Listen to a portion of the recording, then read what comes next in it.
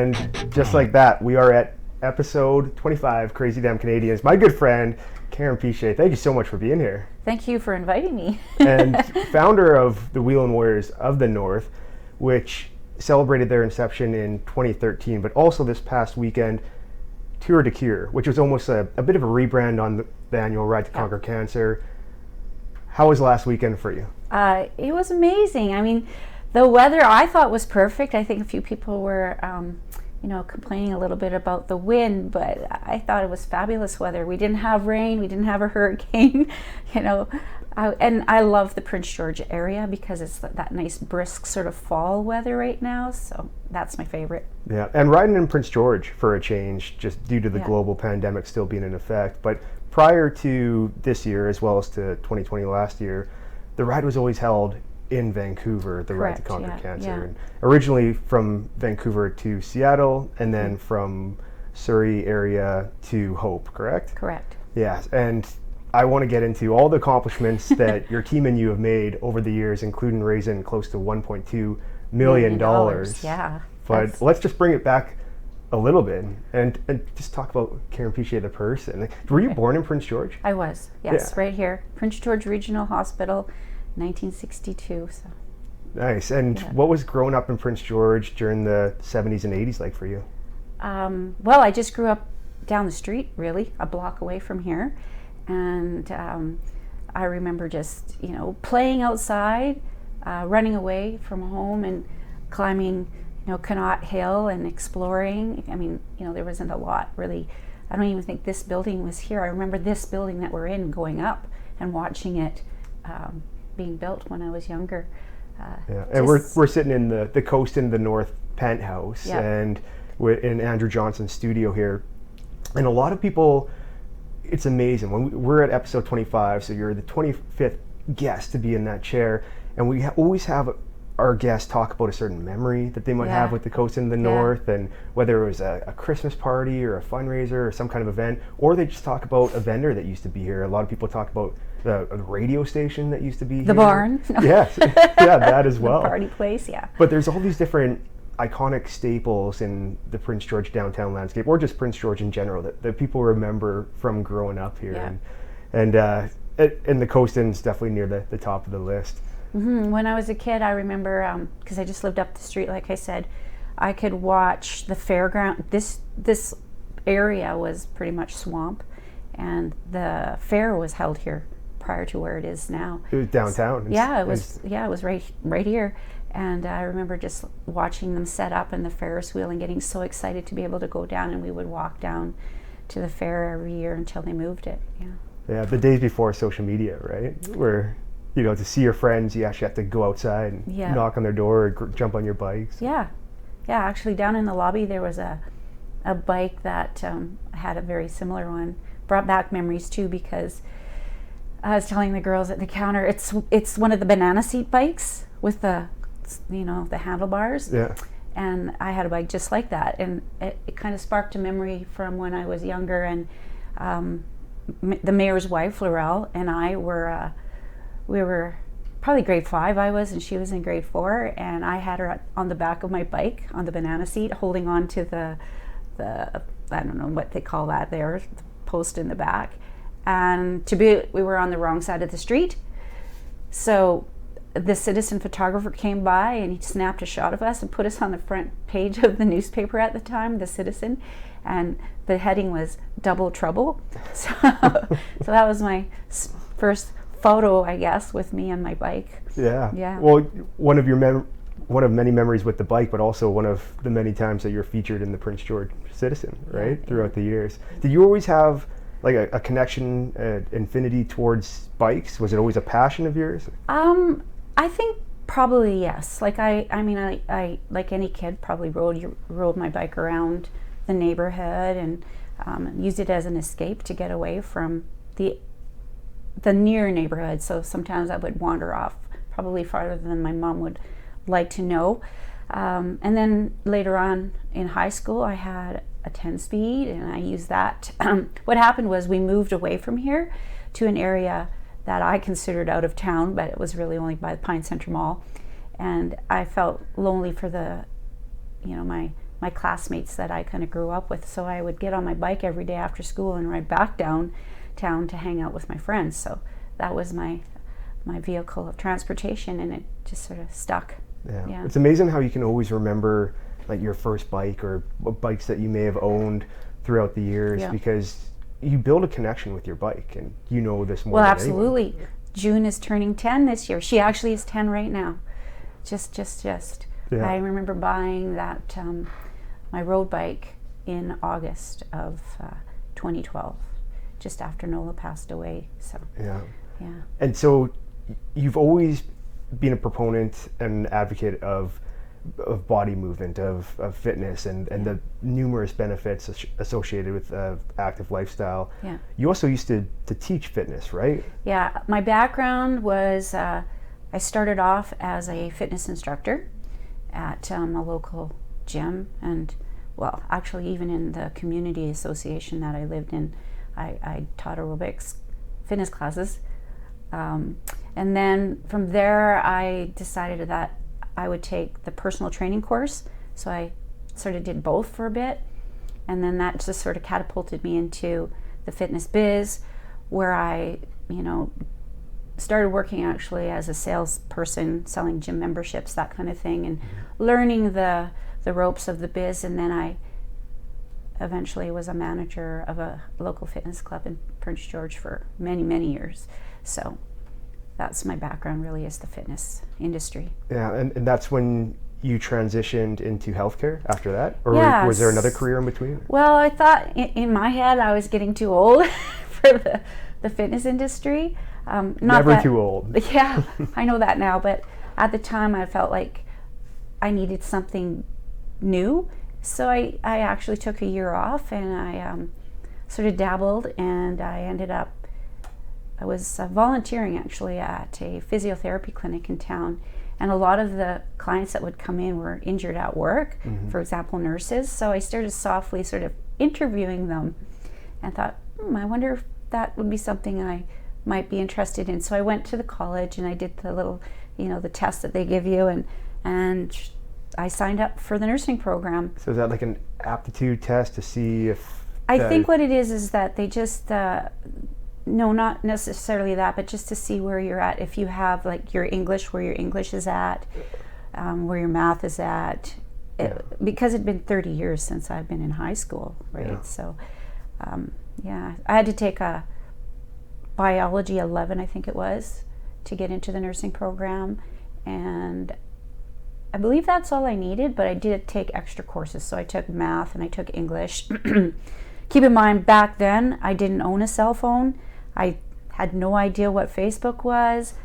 I went out and bought a MacBook Pro and tried to figure out how to use it because I knew I was going to school. So the learning curve back then was huge. I was learning all kinds of things. So, yeah. Yeah.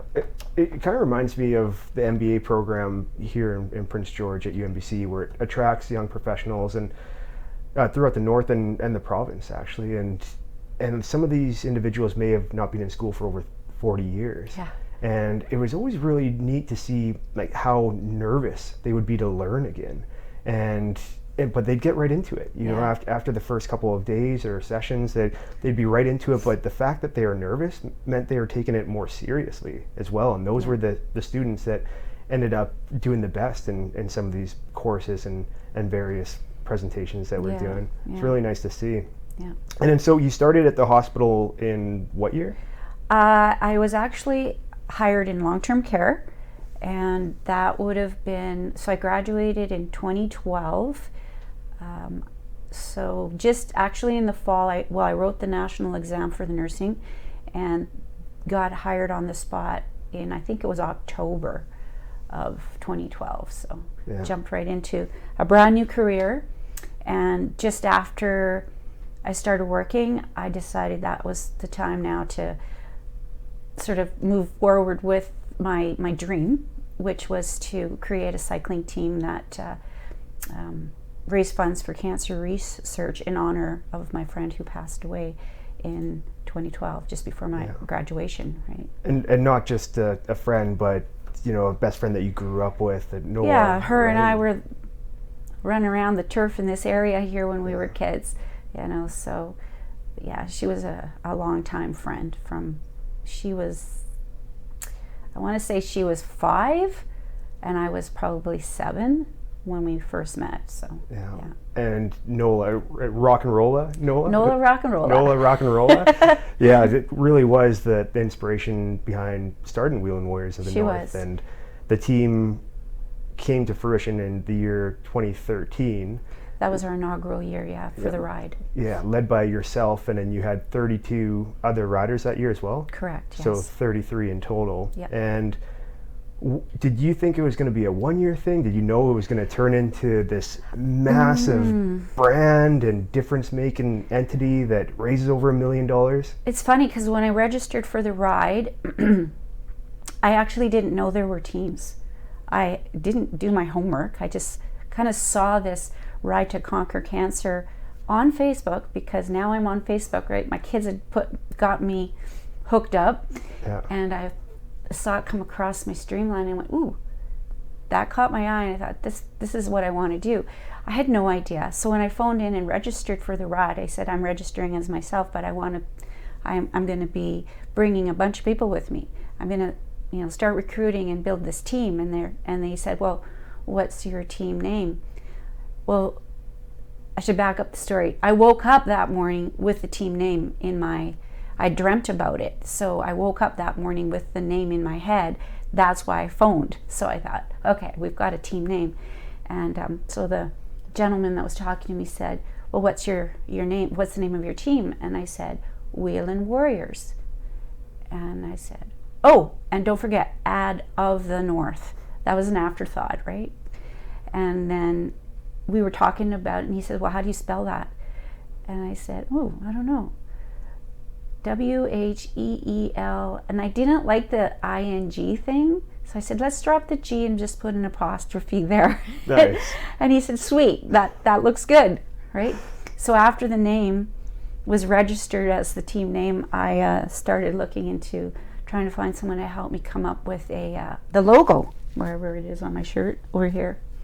So that was Who designed the logo? Was it you in partnership with? Yeah, I had some ideas. The tribal bike was definitely something that I had chosen, and I liked that tribal look. And so it was Bruce Siddle from CKPG, who's a good friend of mine. He put me in touch with someone that worked at the studio who did that on the side, and his name is Steve. And we just sort of communicated back and forth, and he would shoot me some of his ideas, and we tweaked it, and then eventually we decided on this, and that's how it came to be. That has to be one of the most remarkable things as a graphic artist, to meet people like yourself and collaborate on projects to create brands and to create logos. And I was reading an article on bcbusiness.ca last night, and it was talking about the 50 most powerful brands of British Columbia.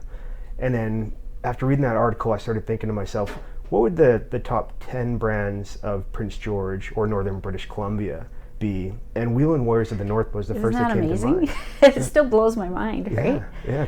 Not only is it just such a powerful group of individuals that raise a phenomenal amount of money every year, but it's become this insanely strong brand that's very favorable in the minds of anybody who's exposed to the brand. Yeah. It's remarkable. And you must look at those early days during the infancy stage back in 2013 or leading up to that 2013 ride, and just think about these little occurrences that happened that just blossomed from there. Yeah, it still really does, like I always say, blow my mind to see where it started and how far the team has come from like you said, the infant stages of the team.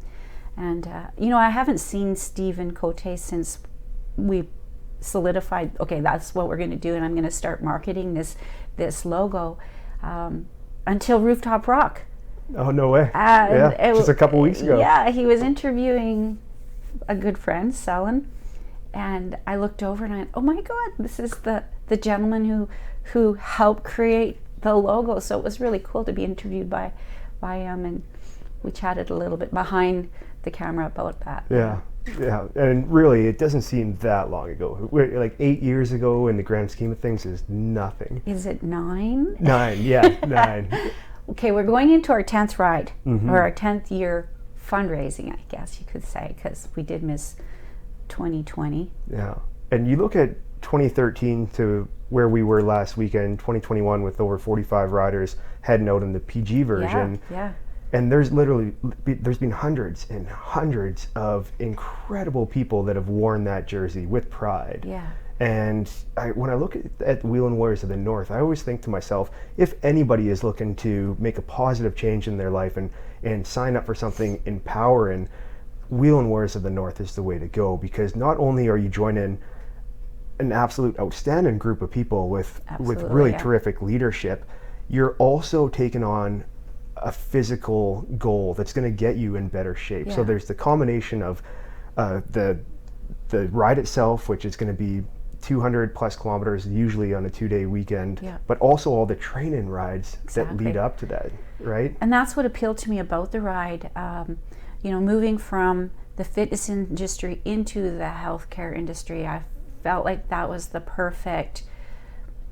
I was leaving that industry behind in some ways, but not in others. I needed to bring that with me, and the Ride to Conquer Cancer and the Team Wheelin Warriors of the North was exactly that.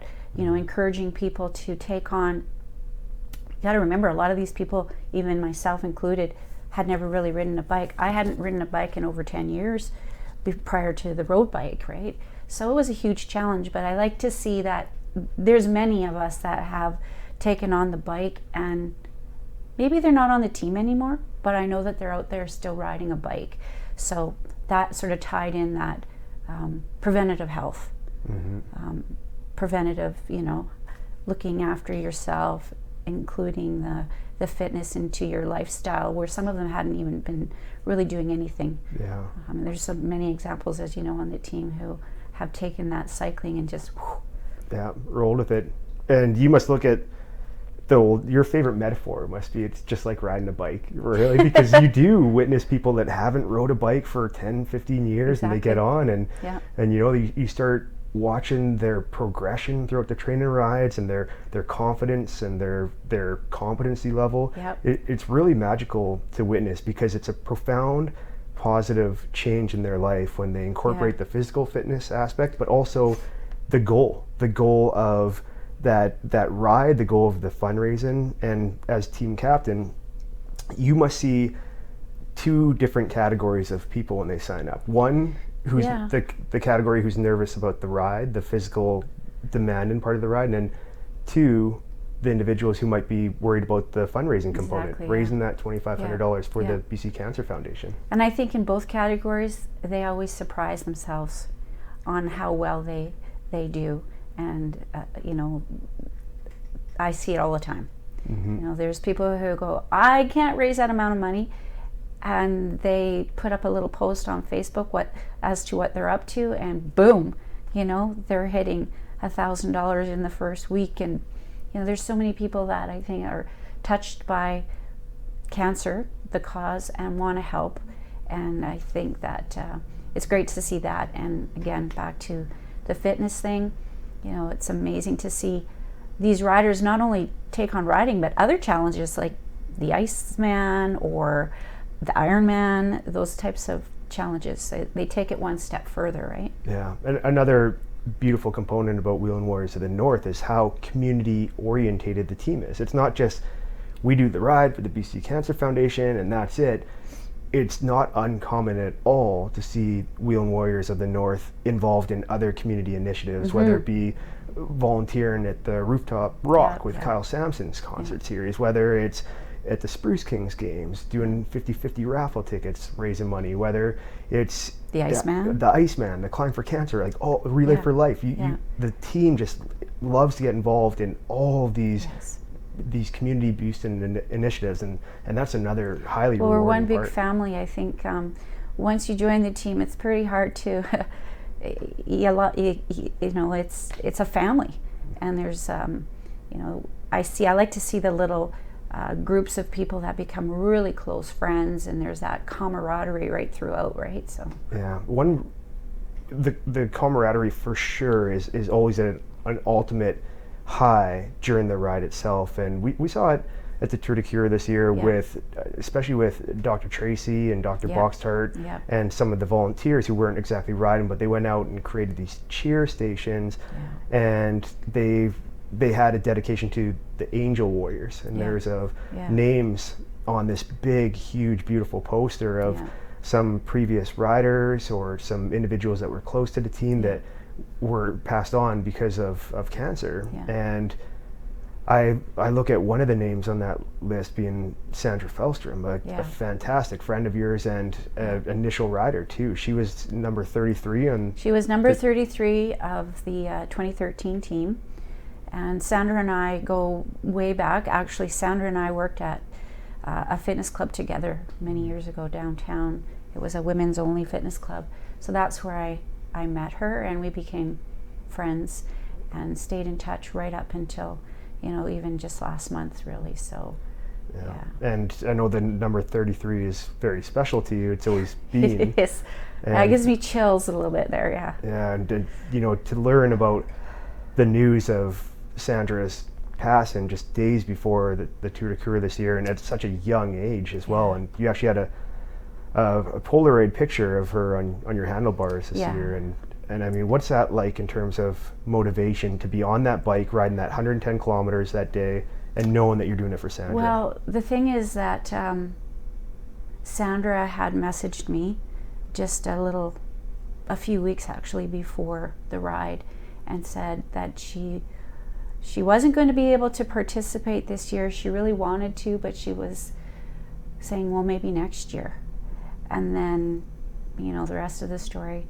So I just knew I had to take her on my bike with me and just have her there. And, the wind was blowing in our face and the scenery was gorgeous. And I know that she was an athlete, really. She was fit. Whatever she did, she was really good at. And she loved biking and she loved hiking. So I thought, I have to bring her with me on the ride.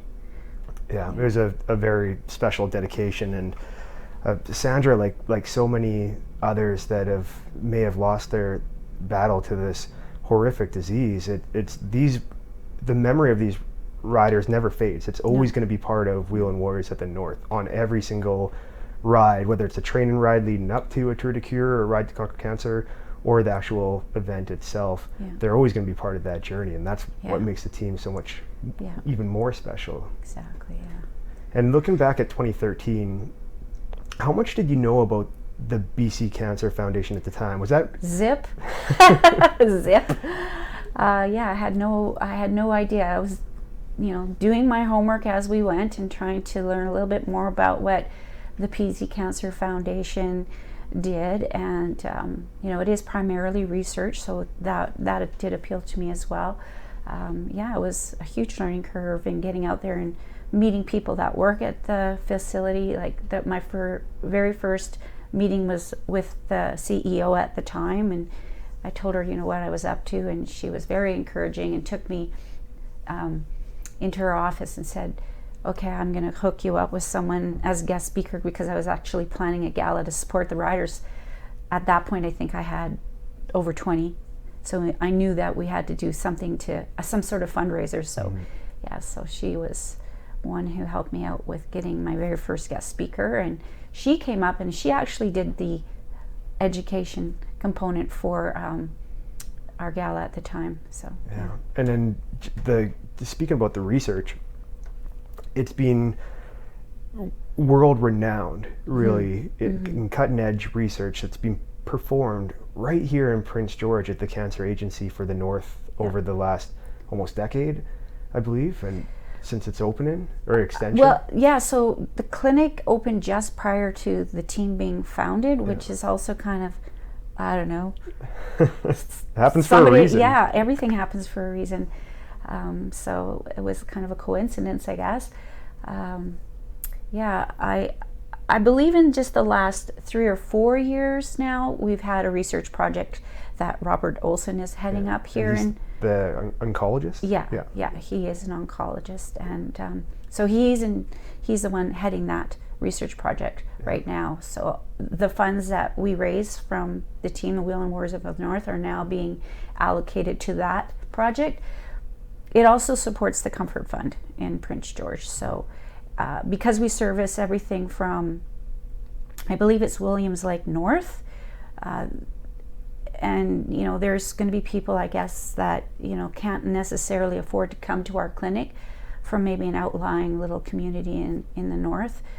So the Comfort Fund provides support for them, whether it's a gas card or a GC for food while they're here, that type of thing. Important stuff. And you mentioned Robert Olson, and not just an exceptionally gifted doctor, but somebody that we're really lucky to have in Prince George, right? Because I can imagine there's job offers from throughout the world that are hoping to recruit an oncologist like Dr. Robert Olson, and also a phenomenal runner. Yes, Stacy too. Stacy Miller. Yeah, Stacy and her son were members on the team, and what they're accomplishing in our own backyard here in the north is remarkable, and something we should be proud of as a community. It's fabulous to have them on the team too. So we can always learn from them a little bit more about why we're riding too.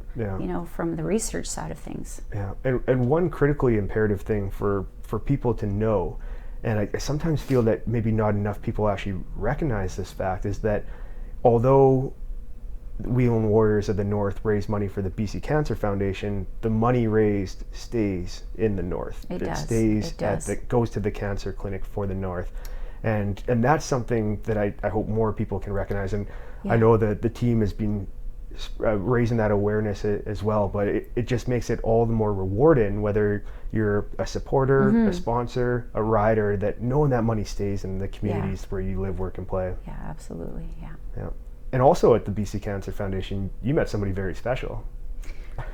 Yeah, my riding partner. Yes, there you go, James, the superhero. Yeah. Tell us about James' position. Well, James is a radiation therapist at the clinic. He came from the Middle East. He's been in that industry. Saudi Arabia?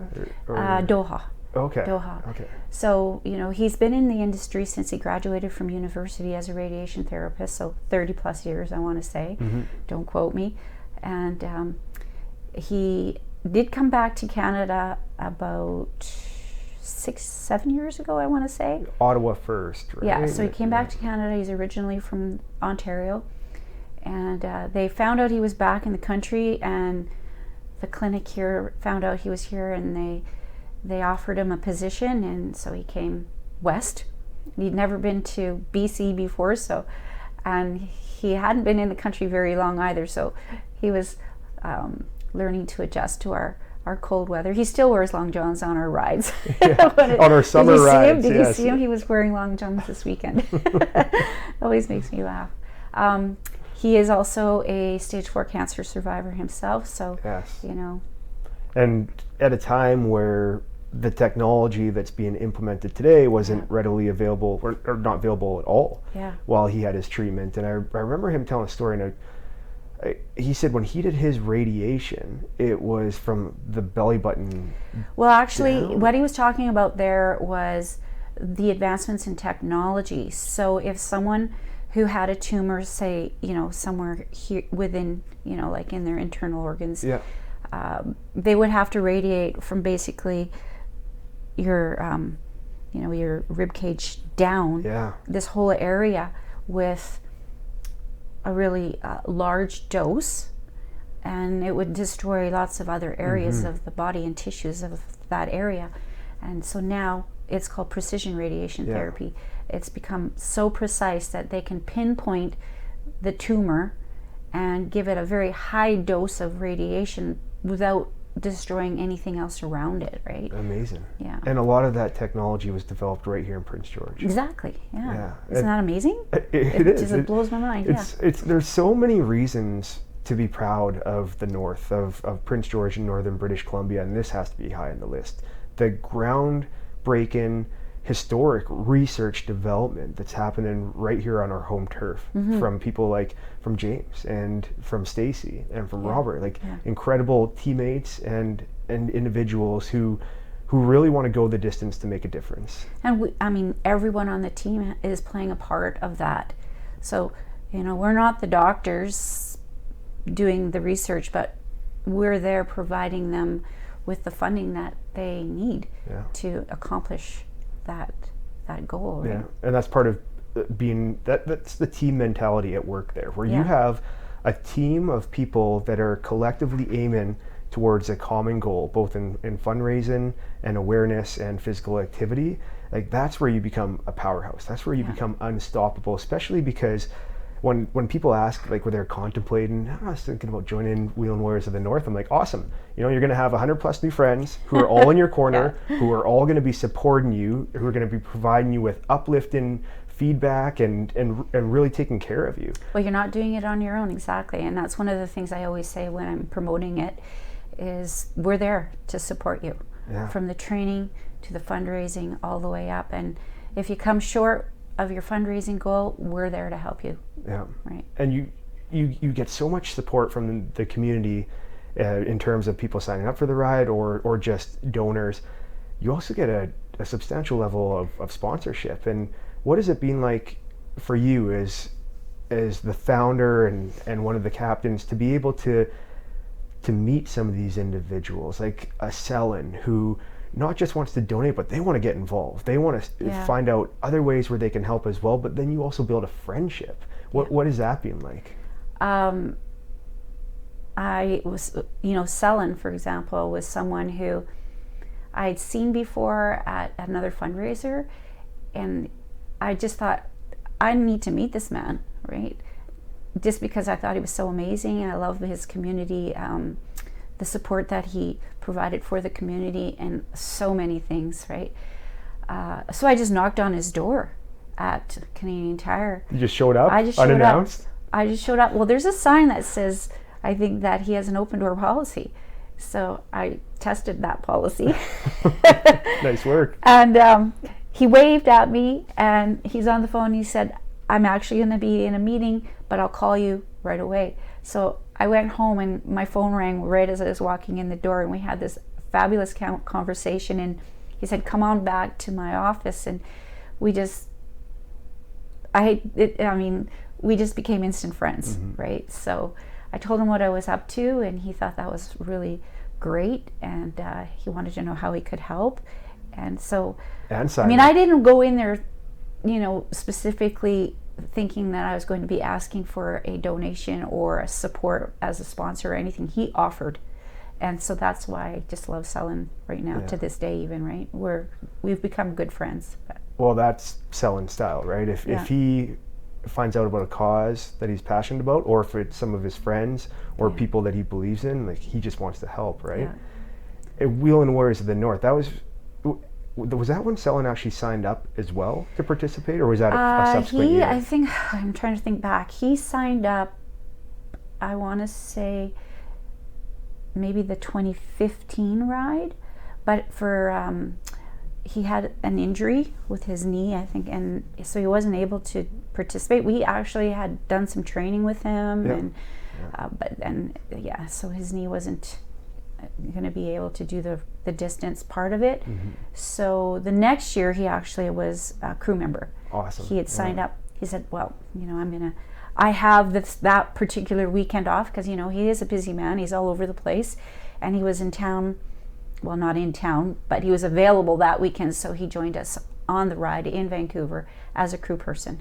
Was that the year where it was like hurricane-like conditions, or? No, that was the year he was supposed to ride. Oh, so okay. Tell us about that ride. That was probably a good thing that he didn't. I wasn't there, but I've heard stories, and like horrific stories. I don't know if they're folklore now or what. No, you know what? It was a full-blown hurricane. And I don't know what number on the scale it was anymore and how many miles an hour the winds were, but they were crazy. There were trees coming down all over, power lines on the roads, debris, lots of debris. They actually called the ride the first day when I pulled into the lunch stop. I remember my riding partner at the time, I said, I think we should just maybe wait out this bit of a storm, which it wasn't. But, you know, while you're in the middle of it, you don't really realize what's going on. I mean, I had branches kind of blowing off the street into my tires, my spokes, and I was like, whoa. There was a tree that went down just behind me, and I kind of heard about it because I was already past it, but a girl had been, you know, a tree had fallen on her and her bike, so, you know, that was the sad story. She had actually had her back broken, but wow. She was okay. She actually did the ride the next year. Thankfully, she was, you know, she recovered from her injury, but yeah, it was a crazy time. You know, the porta potties were blowing across That's what pavement. People reference all the time, like porta potties flying across the road, like power lines coming down, wind coming in, wind and rain coming in every different direction. Yeah, so they called a ride when we pull into the lunch pit stop, and then they had to figure out, I mean, logistically, I don't know how they did it. It must have been crazy behind the scenes to I mean, Tent City had blown away too.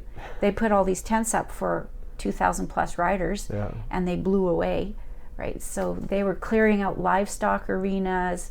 They had to bring in transport trucks to, you know, load up all the bikes and get us to, you know, Camp City.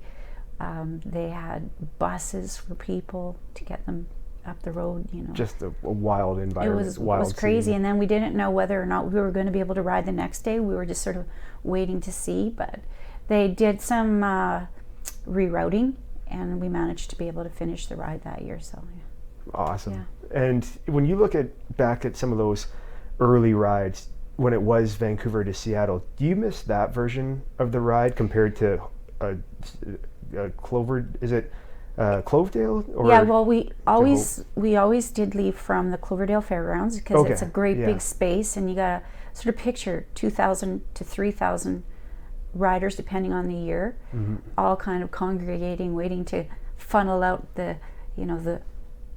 gate to head down the road. But I think I really did enjoy the coastal ride. You know, Vancouver to Seattle is beautiful. Scenery wise, phenomenal. You know, but that being said, I think being in Canada is also really nice too, given the environment right now. And you know, I think we made a shift a few years ago. Politically, things were getting a little bit different for Canadians, and I think, let's be honest, a lot of Canadians can't actually go across the border, so it excluded some people from the ride. Yeah. So keeping it on our own turf was nice and brought more people in that couldn't otherwise do it. Yeah. In terms of marketing the event, when you tell somebody you're riding your bike from Vancouver to Seattle, it seems like such a far distance. Yeah. Just like visualizing that achievement, people are always almost perplexing. Like, you can actually do that in a weekend? Yeah. Whereas if you're heading from like the Surrey, Langley, Cloverdale area to Hope, it's around the same distance. It is. But when people think Lower Mainland, they just think it's more compact. It's a bit shorter. Yeah. But I agree that from an event with the name BC Ride to Conquer Cancer, it makes sense to keep it within British Columbia, within Canada. And also the fact for sponsorship, right? Where you get a lot of these BC companies where they want to get involved to help the cause, but they also might want to get involved to maybe expose their brand to BC people. And it might be different if you're leaving the country and the province within 25 kilometers of the ride, right? Yeah. Do you have a particular favorite ride of all time, if you were to look back? I mean, they're all special. They all have, each one of the rides has something unique about it. Of course, the inaugural ride, being our first one, was special in itself. We wore our black jerseys for that ride. I don't know, I can't think of one. I think they were all meaningful and special in their own way. Yeah. You must look back at pictures or memories from all the different rides, and they're so unique and identifiable in their own right. Yeah. And I look at the last actual ride we did down in the Lower Mainland in 2019, and that was very special as well, because James was able to bring his son to the ride from Ontario, correct? Yeah. And was that the largest team yet. Was that when you broke 100 riders for the first time?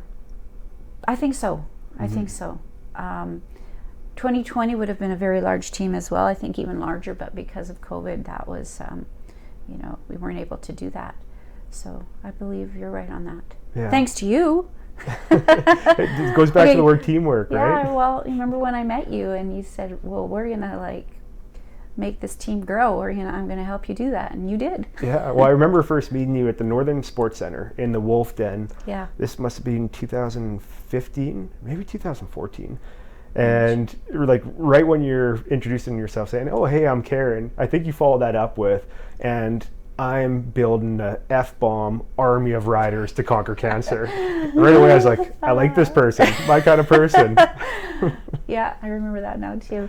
And even just looking back from then to where we are today, to see all of the different faces and all the different individuals that have joined the team and how it's affected their lives positively and change their lives for the better. Like my dad being a perfect example.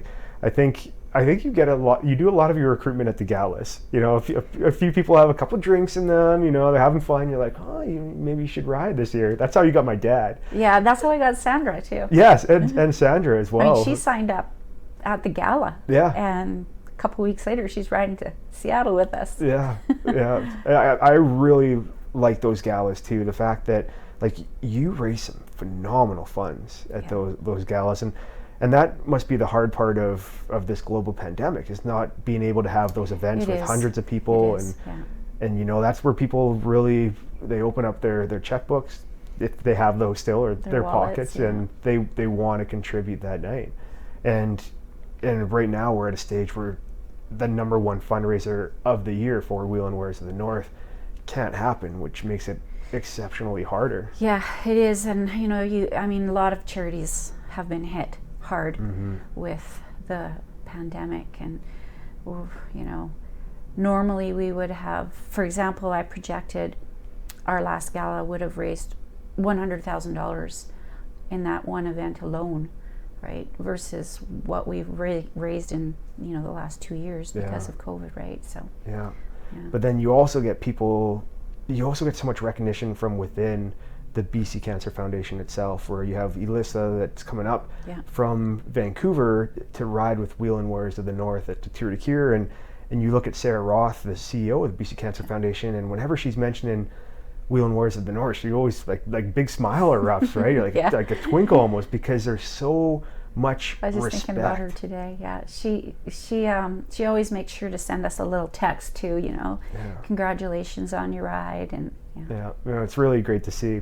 I want to talk about your co-captains for a minute here. Absolutely. Let's start with Ron Gallo, because I'm going to actually let you take over here, but when did you meet Ron, and what has his impact on the team and ride been since then? So Ron joined the team, I believe his ride was 2015, his very first ride, and he was new to the bike, and he at that time had already embarked on a fitness journey and was including exercise and eating healthy into his lifestyle, and was making huge progress. So I remember him showing me a picture of what he looked like prior to joining the team, and he had lost a significant amount of weight. So he was looking for, I think it was his friend Kevin actually who convinced him to do this ride with us, and so he joined, and he'd never had been on a bike.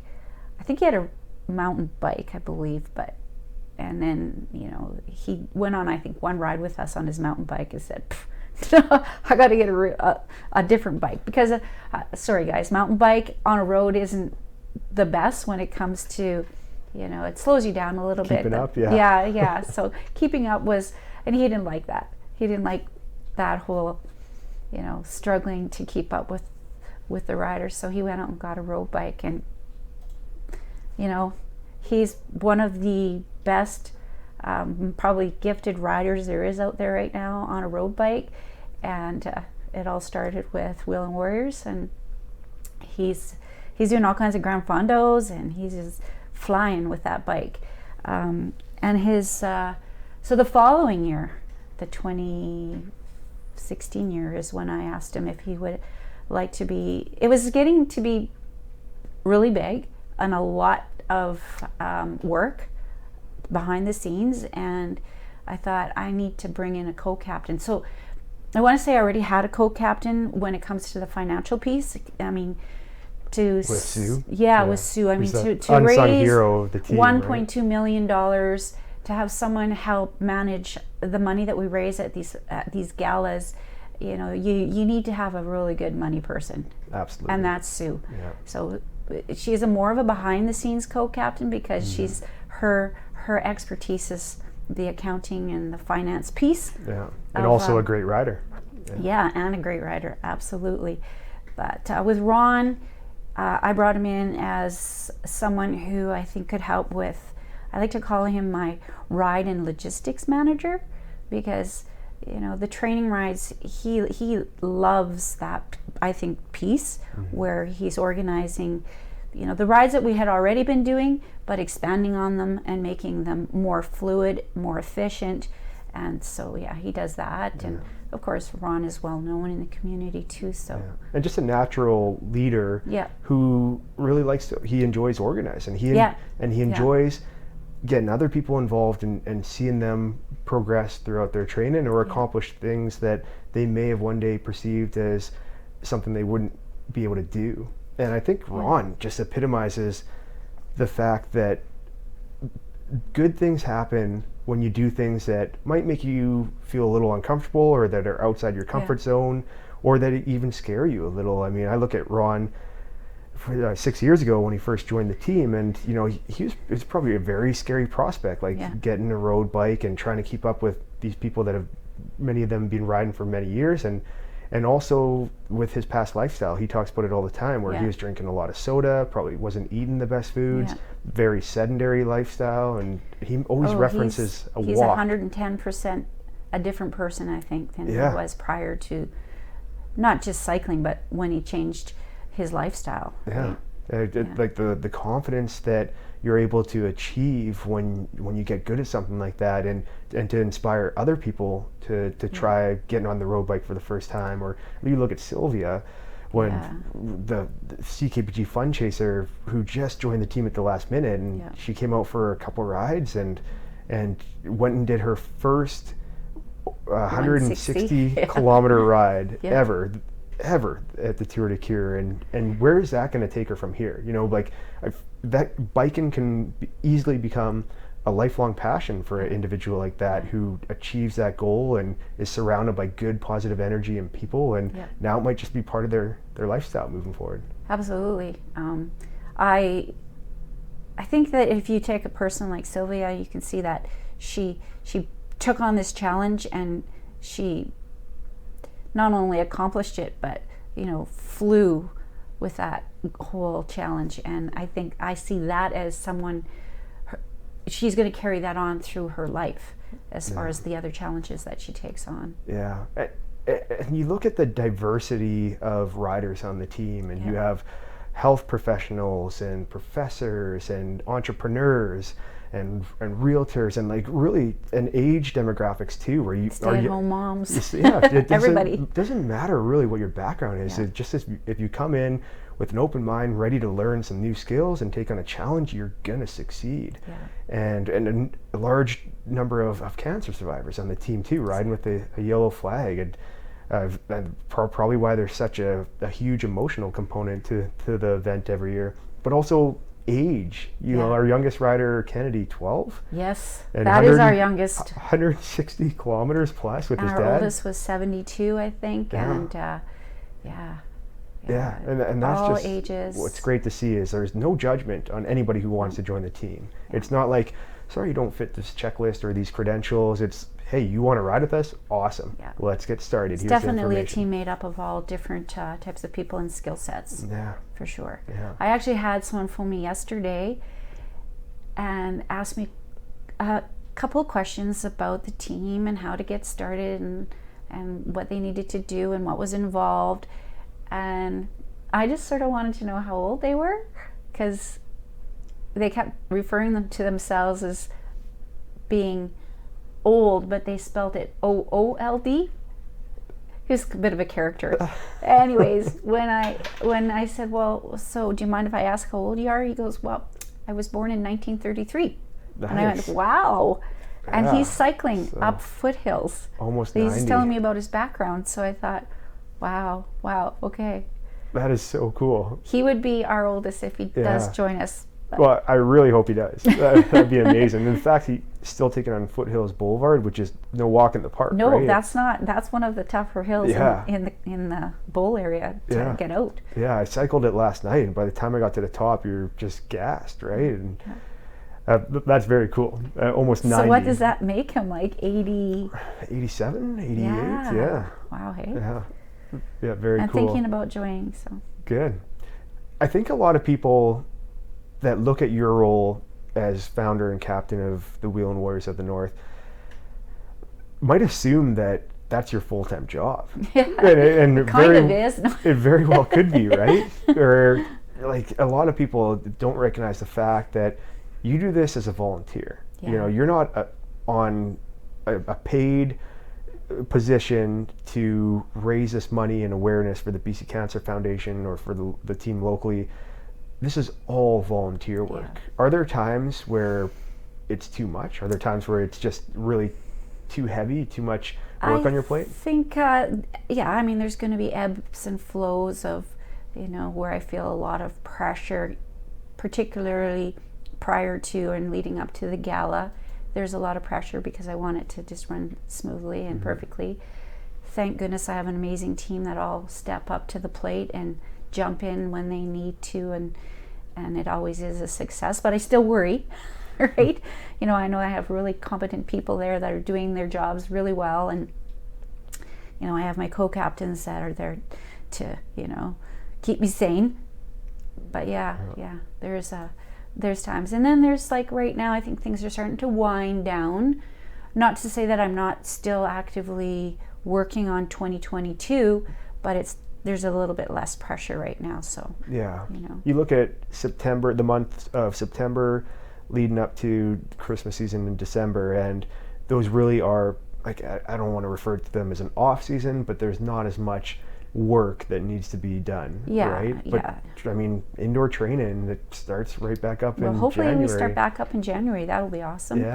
And so 2022 is already registered, the team, so we can and so where do people go if they actually want to register for the 2022 ride? www.tourdecure.ca. Awesome. And then just look up Wheelin Warriors of the North. Yeah, and then they can register right online, and if they want more information, would you prefer they go to the Facebook page for Wheelin Warriors They could of the do North? that, yeah. Or just ask anyone on the team. There's lots of us about it. Yeah. Is the future of the event, I don't know if you have the answer to this question, but is it going to be Tour de Cure moving forward with the rebrand, or will it go back to the Ride to Conquer Cancer? It'll remain Tour de Cure. So right now the ride is going to take place in Vancouver. That is the plan. I mean, we don't really know with the COVID situation how things are going to go, but the ride is going to take place in Vancouver like the original ride did, versus being right here in our backyard. Yeah. And we'll, rather than doing the 2 days now, it will be a one-day ride like it was this year, and there will be options. I think really honestly there always was options, because you have the straight out, not really back but straight out ride, where if for some reason you weren't able to complete the distance, there was always a crew vehicle that could take you to the finish line. So all right, because it's not a race, it's a ride, and it is a fundraiser. But that being said, they're going to stick with the 50 kilometer, 100 kilometer, and 100 miles or 160 kilometer options. So I think that'll be great, and we know that was a successful component this year. Huge. Right? So a lot of people didn't feel as pressured to do the whole original, 250, I guess, in the past, but even doing the 125 in one day is a big it's a long ways to go, for some people that are new or have had constraints with time to be able to put in the training and that kind of thing, right? So absolutely. I mean, it would have been, from a personal experience just last weekend, it would have been too bad if my dad didn't participate, because he's done it. This would have been his 4th year, I believe, and he's always been a big part of the event for myself, my family, and to see him without doing a lot of training come out and conquer that 50 kilometers, it's amazing to see. It is, and the best part of the entire thing was watching him get back to that finish line and just the biggest smile on his face. Him and the other 44 riders that day, the exact same thing. They'd get back no matter what distance they accomplished, and they'd be so enthralled and happy and feel on top of the world. And that's a rare feeling to get. Awesome. He's a great guy. And that's where it goes back to the diversity of the team too. You look at like people like Mike the comedian, throughout the route, just cracking jokes and having fun with it. And then you look at the ciders, and like you have mom-daughter combinations or families that do it together, and it's a bonding experience for them. There's always like the experience within the experience within the experience, and all these stories and the emotions and the feelings that just manifest throughout the event and leading up to it. Those are rarities in life, you know, and you, Karin, have created this team that has one of the most powerful brands in the history of Northern British Columbia, that's made numerous strides in providing people with confidence, providing people with better health, providing people with the motivation to do more, because that's what goal accomplishment is. When you go and accomplish a goal, you are so pumped about that goal that you want to take on more, and you want to set your sights bigger, or you want to do it over again, and so you're better in the lives of other human beings. That's my fitness background too. It's always been a huge part of me is empowering people, right, to improve their lifestyle and do things that they didn't think they could do. Right. Well, it's like the old saying goes, it's, good leaders lead, great leaders create leaders amongst their team, and that's what you do. You create leaders within your team of Wheelin warriors, and you let them take the ball and roll with it, with whether it's the fundraising or the training. And so personally, as a teammate and a friend of yours, I just want to say thank you for creating Wheelin Warriors of the North, because the impact. Thank you for being a Wheelin Warrior of the North. Because the impact you've had on so many people's lives in this community and beyond is something that can really never be repaid. But I hope that you take some time just to stop and think about, almost reverse engineer where we are today in 2021, just finishing the Tour de Cure, to that starting line in 2013, that starting line where you had 32 other teammates on there with you, including Sandra Fellstrom, and you take the time to thank yourself for taking the initiative, taking action, creating this team, and watching the profound difference that's manifested since then. Thank you. I will do my best. It's hard. I'm not one to sit still very, very well and take those moments. You inspire me as well. I look at all those posts of your hiking, and I know that last year with COVID, I was able to participate in things outside of the biking a little bit more, and I really, really liked it. So this year, back to fundraising and biking for the Wheelin Warriors, I wasn't able to get out and do that. So now that it's September and the weather's fabulous, I'm going to try and get in a couple more hikes. And perfect. Well, we actually give me some tips. Yeah, I will. And we had Mike Nash as a guest on the last episode 24. And here's a gentleman, just in his mid 70s, and his books are some of my favorite books of all time, like in any category, because the way he describes the trails within Prince George and the region, it's so illustrative and compelling. It feels like you're there on the hike with him, and just he's been a pioneer with so many in the hiking industry, where he created Mount Murray Trail, where him and his friends Dave King and George Evanoff, they'd create like Viking Ridge, and they're very instrumental in Fang Mountain trails. And these are guys that would like take off for 6-7 days in a row just out hiking, and they'd ration their food and everything and just live off the land. It's very, very remarkable. We have so many powerful individuals in northern BC and Prince George, and you're one of them, Karin. And I just want to say thanks again for being a guest on Crazy Damn Canadians. And it's an honor to be your teammate. It's an honor to be your friend. So thank you. Thank you for inviting me in today. You got it. Andrew, roll the Studio 720.